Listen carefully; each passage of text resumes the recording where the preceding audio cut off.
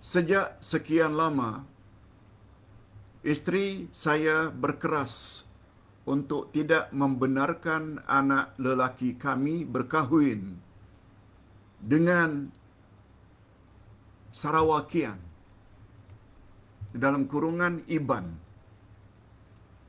maknanya orang Sarawak, perempuan Sarawak. Isteri saya sudah sekian lama tak setuju anak lelaki kami kahwin dengan wanita Sarawak. Walaupun beliau telah convert, masuk Islam, tetapi setelah bertemu dengan keluarga di sana, di Sarawak, yang rata-rata Kristian, saya pun, kata suami, bersetuju dengan isteri.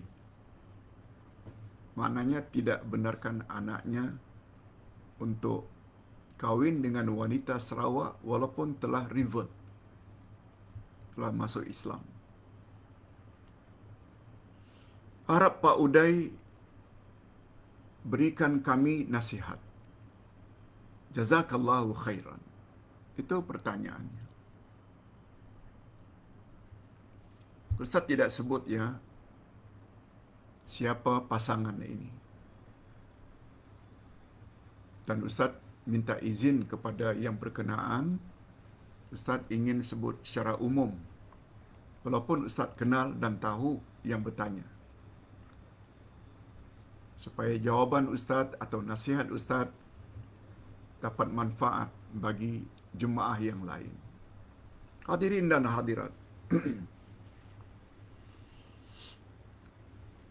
memang ada panduan daripada Nabi SAW ketika memilih pasangan.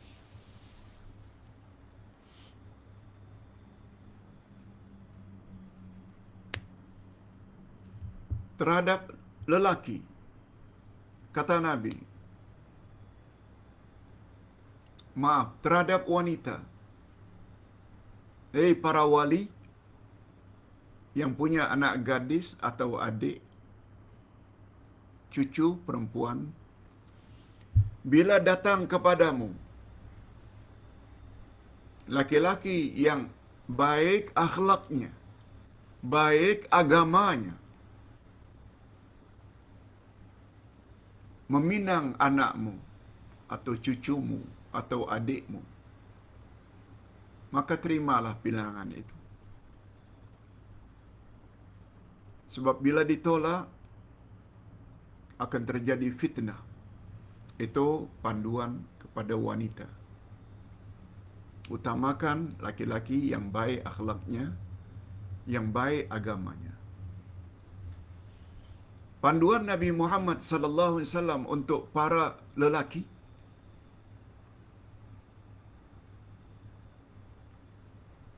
kata Nabi, tungkahum ra'ah li arba'. Wanita dikawini karena 4 sebab. Karena kecantikannya, karena hartanya, dia orang kaya, karena nasabnya, karena keturunannya, karena agamanya.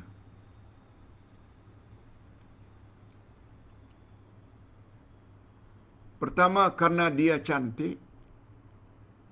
Yang kedua, karena dia kaya raya. Yang ketiga, karena keturunannya, orang baik-baik. Dan yang keempat, karena agamanya. Lalu Nabi sebut, fazfar bidzatid din taribat yadak. Utamakan faktor agama, pasti kamu akan beruntung. Jadi faktor agama adalah faktor yang sangat perlu diutamakan bila mencari isteri. Nah, sekarang timbul pertanyaan.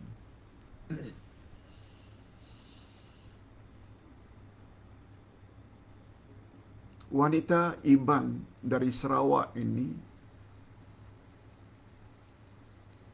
adalah Kristian,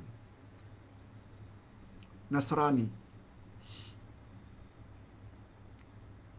Dan diketahui saudara maranya semuanya Kristian. Tapi alhamdulillah wanita Iban ini, Sarawakian, telah revert. Hadirin dan hadirat, Ustaz dulu pernah sebut, bila non-Muslim masuk Islam, lebih tepat disebut revert, bukan convert.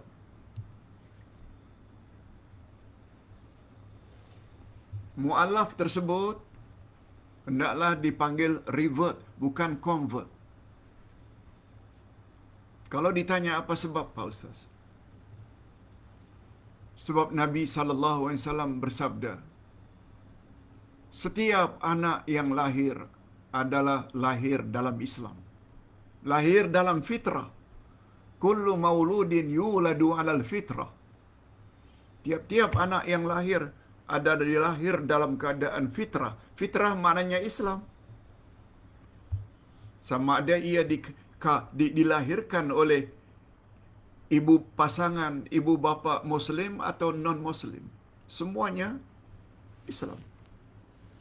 Itu sebabnya hatta anak orang kafir yang meninggal dunia umur 5 tahun, 7 tahun, 10 tahun sebelum baligh, tempat mereka semuanya syurga. Tempat mereka semuanya syurga. Karena mereka belum mukallaf, belum baligh.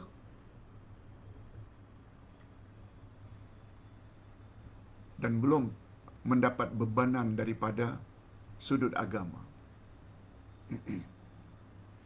Oleh sebab itu, lebih tepat non-Muslim yang masuk Islam dipanggil revert, kembali kepada Islam. Kembali kepada Islam. Bukan masuk Islam.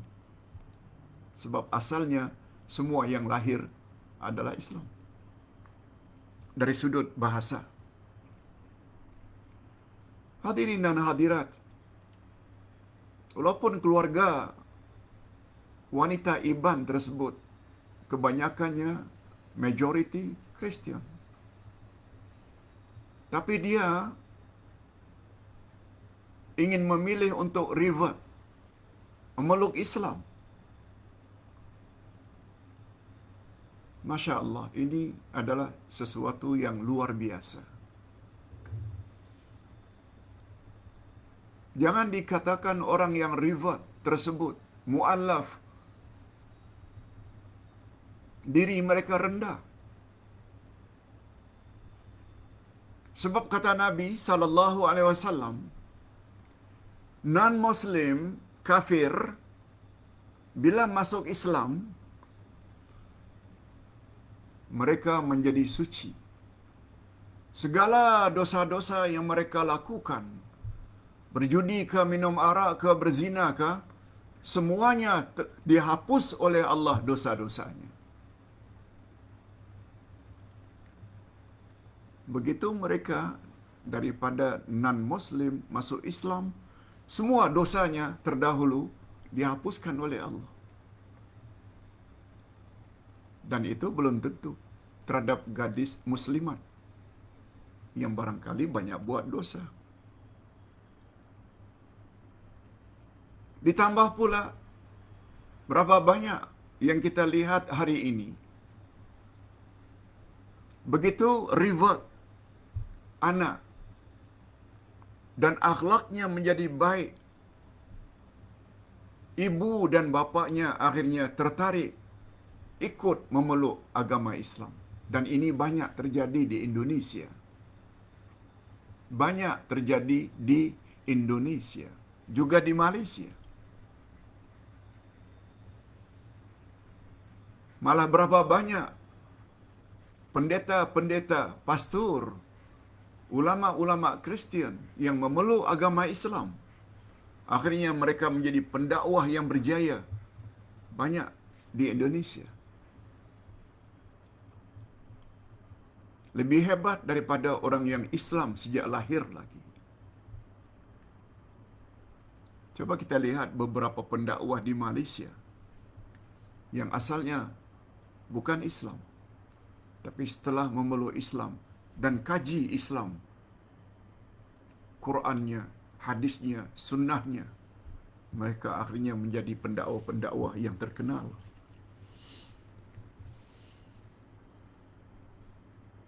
Pertama, dengan mengawini wanita yang revert. Kita yang akan menjadi suaminya, begitu juga ibu bapa kita akan dapat pahala dengan keislamannya. Cuma suami kenalah bimbing.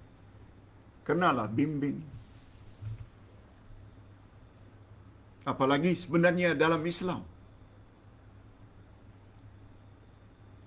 Jangan terkejut kalau Ustaz katakan, wanita memang tidak boleh kawin dengan laki-laki kafir. Tak boleh. Ustaz ulang sekali lagi. Wanita muslimat tidak boleh kawin dengan lelaki kafir kecuali bila lelaki kafir itu revert, masuk Islam. Boleh. Tetapi lelaki Muslim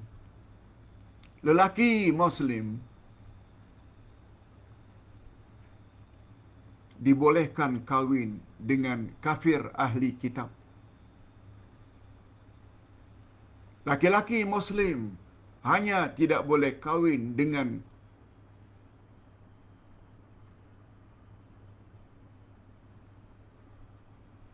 wanita musyrikin. Hadirin dan hadirat, Ustaz pernah sebut, orang kafir terbagi dua.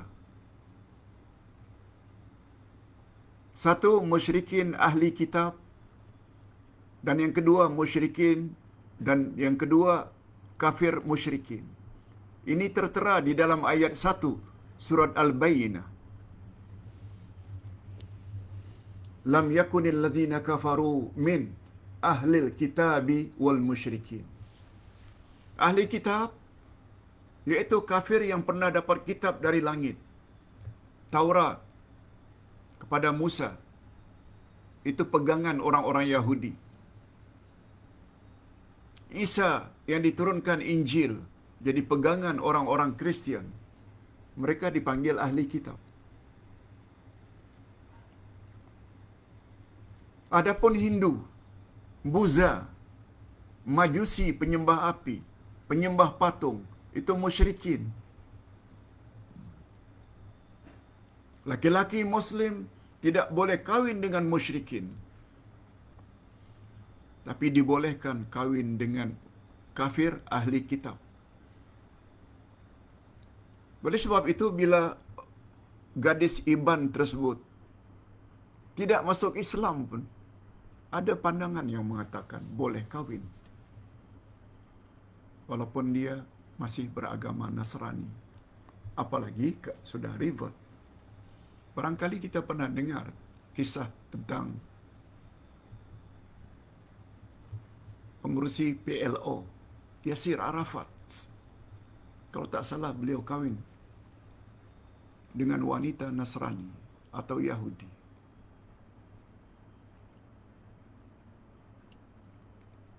Bukan hanya ulama akhir zaman. Kebolehan kawin dengan ahli kitab yang tetap dengan agama Kristennya atau Yahudinya sudah berlaku di zaman sahabat-sahabat Nabi. 11 orang sahabat Nabi menyokong pandangan kebolehan. Sebab itu, dalam Quran disebut, boleh bagi kamu mengawini wanita-wanita ahli kitab.